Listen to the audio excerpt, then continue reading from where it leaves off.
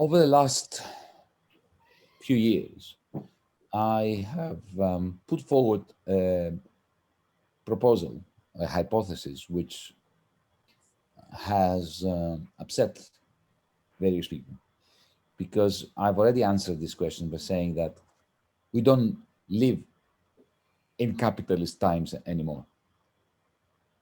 That it's not a question whether capitalism can survive, because capitalism has evolved out of itself into something distinctly different. When I was a young man, the discussion between supporters of capitalism and socialists, opponents of capitalism, was based on the difference between, the primacy of the private sector, the free market, and the state sector, state planning, government. The supporters of capitalism, of free markets, were arguing that the market, including the labor market and the financial market, is a decentralized decision-making process, which works to the extent that it is separate from government. Government only provides the rule of law so that people don't steal from each other, and enforces contracts between privateers. And it is through this decentralized decision-making where greed turns into public goods. This is, if you want, also the Smithian Adam Smith point that when everybody is maximizing their own profit or utility without anyone care about the common good is served most optimally. So that was the pro-capitalism argument. And the anti-capitalist argument, the socialist argument, was that the market generates, yes, enormous amounts of goods, unleashes productive forces, but at the same time unleashes huge crises and destroys life prospects for whole generations. And in the end, it is inefficient because some of those slumps you cannot get out of, and therefore you need either a kind of Keynesian state intervention or a central planning of sorts, like that of the Soviet Union, or indeed of places like Japan, which are to a very large extent, or those economies, even though there was private ownership, there was a lot of central planning with Keiretsus and so on. So this was an interesting debate during which I cut my theoretical and empirical teeth. But then we had the crisis of 2008, the collapse of 2008. And after the collapse of 2008, this discussion is no longer relevant. Why? Because we no longer have the distinction between the private and the public, between the state sector and the private sector. Since 2008, capitalism has been kept, or what we call capitalism, has been kept alive by central banks. On the one hand, you've got central banks pumping out huge quantities of state money. They give it to the private banks that are all bankrupt after 2008. The private banks, like zombies, survive on the basis of this money that is coming to them from the central bank. They lend it on to corporations.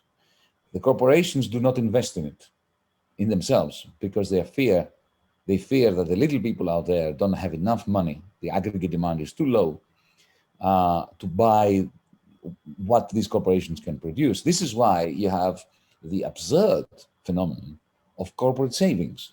You have Apple with more than $200 billion of savings. I mean, why do corporations need to have savings? When I was a student, we were being taught that in capitalism, households save and corporations borrow to invest. When Apple and Volkswagen are saving, you realize that this is not capitalism as we knew it, right?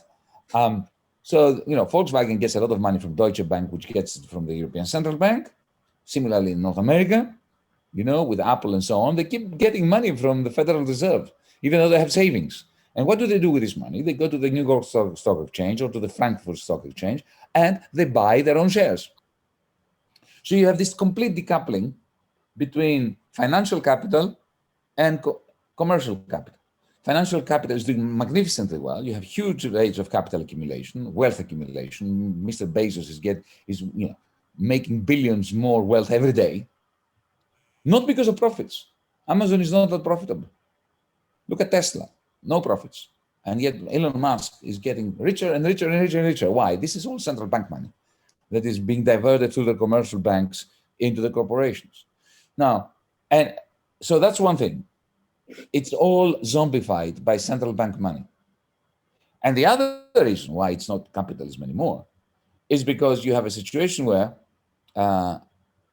competition has died through mergers and acquisitions. 90% of the companies in the New York Stock Exchange belong to three companies: BlackRock, State Street, and Vanguard. Three companies own 90% of all companies. They own the same airlines. This is not a competitive capitalist market. And you've got the high-tech sector producing all these wonderful technologies from Silicon Valley primarily, which allow for the Facebooks of the world to move away from capitalism. I mean, the moment you enter Facebook, you're not in the market anymore. It's like imagine if you were going to walk down the main street or high street, and to realize that every shop belongs to one man. All the goods that are sold in these shops are controlled by one man. All the advertisements, everything you see is controlled by one man. The street on which you walk, the asphalt, the pavement, the air you breathe belongs to one man.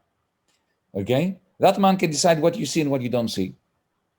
Effectively, it gets into your brain, and very effectively too, right? Usually the suggestions that come from Amazon are very good. They're the ones that even my best friends wouldn't have the capacity to inform me of what I really want, okay? But that's not capitalism, that's not the market, that's feudalism. And this is why I'm saying that I'm calling it techno-feudalism, because it's a technically advanced form of feudalism. So to answer your question, can global capitalism survive? I would say it hasn't survived. Global capitalism is already a thing of the past. We already live in post-capitalist times, which I describe as techno-feudalism.